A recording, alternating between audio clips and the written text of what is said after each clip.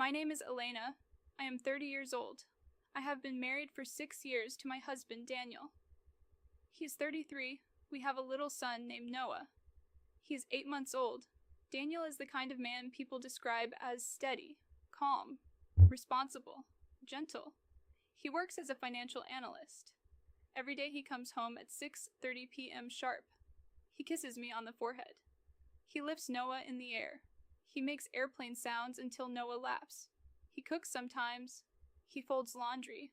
He rubs my shoulders when I'm tired. He was my safe place. Or at least, I thought he was. Everything changed 3 months ago. One evening, Daniel came home quieter than usual. After dinner, while Noah was sleeping in his crib, Daniel sat across from me at the kitchen table. "Elena," he said softly, "I need to tell you something." My stomach tightened. I took a second job. I blinked. "A second job? Why?" "We're fine," I said. "We have savings." He nodded. "I know, but I want more security. For Noah, for you." "What kind of job?" He hesitated. "Just evening consulting work," he replied. "I'll have to leave at 8:30 p.m. and come back late, around midnight." Something in his tone felt off. "What kind of consulting?" He looked down. "It's complicated. I'll explain later." That was the first time Daniel avoided my eyes. The night routine. From that night on, Daniel left every evening at 8:30. Noah and I would sit alone in the quiet house. I would watch the clock. 11:45 p.m., 12:10 a.m., 12:30 a.m. When Daniel came home, he would immediately shower. Every single night. At first, I told myself, don't be paranoid. But then, small things began to change. The perfume one morning, while doing laundry, I picked up Daniel's shirt from the night before, and I smelled it. Sweet, floral, definitely not mine. I don't wear perfume anymore because Noah is sensitive to strong scents. My chest tightened. Why does my husband smell like another woman? I held the shirt to my face again, hoping I was imagining it. I wasn't. The receipt, 3 days later, I found a receipt in his coat pocket. An upscale French restaurant. Dinner for two, $187. The date was Tuesday. The same Tuesday he claimed he had consulting work. I felt cold all over. Dinner for two, who was the other person? The phone, Daniel started guarding his phone like it contained state secrets. He smiled at messages, turned the screen away from me. One night, while he was in the shower, his phone buzzed. I stared at it. My hands shook. The message preview lit up. "I miss you already. See you tomorrow. L." My heart stopped. Who was L? I shouldn't have, but I opened the phone. The contact name was saved simply as L. Their messages were short but intimate. "Tonight was nice. Thank you for everything. Don't tell her yet. Don't tell her yet." Her. Me. I felt like I couldn't breathe. I started comparing myself after Noah was born. My body changed. Stretch marks, dark circles, hair always tied in a messy bun. I hadn't worn makeup in months. Maybe Daniel wanted someone different, someone exciting, someone untouched by sleepless nights and baby cries. I looked at myself in the mirror and whispered, of course he found someone else. My sister's advice.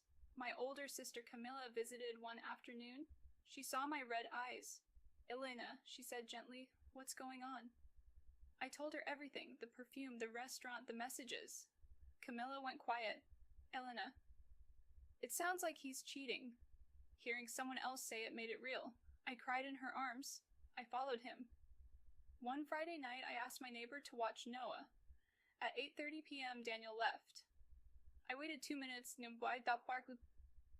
then followed his car. He drove 25 minutes across town.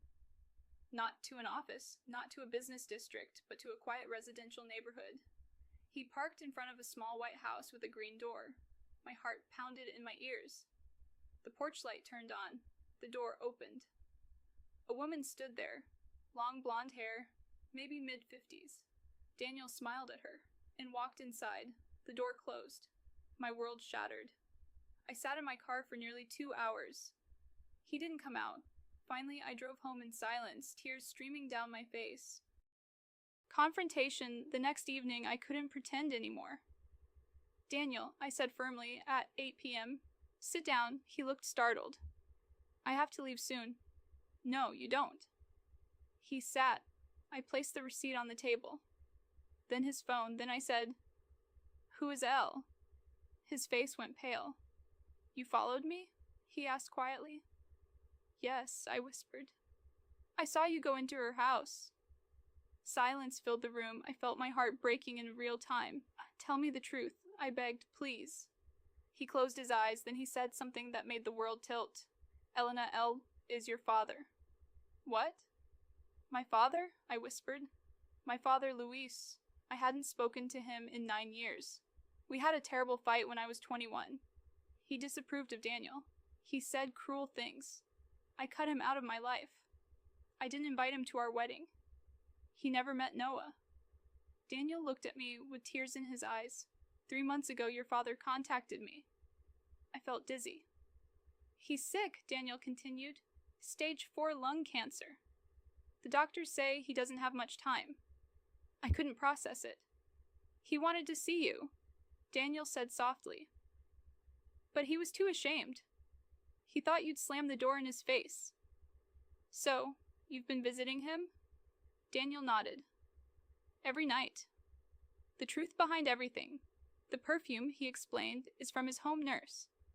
The restaurant receipt was takeout. He wanted his favorite meal one more time. The messages from Elle... That's Luis. I saved his name as Elle so you wouldn't accidentally see it. My hands trembled. I've been recording videos, Daniel said, of him talking to you. He opened his phone, played one. There he was. My father, thinner, older, weaker. Elena, he said into the camera, voice shaking. I was stubborn. I was wrong. I miss you every day. I see pictures of Noah. He's beautiful. I wish I could hold him. I love you, Hia. I broke. All the anger I carried for 9 years collapsed in seconds. Why didn't you tell me? I looked at Daniel through tears. Why didn't you tell me? Because I didn't want to force you, he said.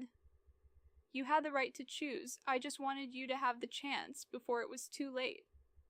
He had been sacrificing sleep, driving across town every night, sitting with the man who once insulted him, for me. The reunion, can I still see him? I whispered. Daniel nodded. Yes, tonight.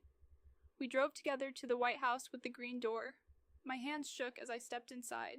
My father lay in a hospital bed in the living room. When he saw me, his eyes filled with tears. Elena, I walked to him slowly. I'm here, Papa. He started crying. I'm sorry, he whispered. I'm sorry too, I replied. We cried together. Years of silence dissolved in minutes, meeting his grandson. The next day, I brought Noah. My father held him carefully. He has your eyes, he whispered. He kissed Noah's tiny hand. I saw peace on his face for the first time in years. The final weeks I visited every day. We talked about everything, childhood memories, mistakes, regrets, forgiveness. Daniel continued coming with me, never once complaining. 2 months later, my father passed away peacefully. I was holding his hand. His last words were, I love you, Elena. The realization at the funeral, I held Daniel's hand tightly. I thought you were cheating, I whispered. He smiled gently. I know. I accused you in my heart of terrible things. He kissed my forehead. I would never betray you. That's when I understood. Love is not loud. It is not dramatic. Sometimes love is quiet, exhausted, secret. Driving across town every night to give someone closure. Today, when people ask me about my husband, I say, my husband kept a secret from me. Then I smile, a beautiful secret. Because of him, I forgave my father. Because of him, my son met his grandfather. Because of him, I don't carry regret. And every night when Daniel comes home at 6:30 and lifts Noah in the air, I look at him differently. Not with suspicion,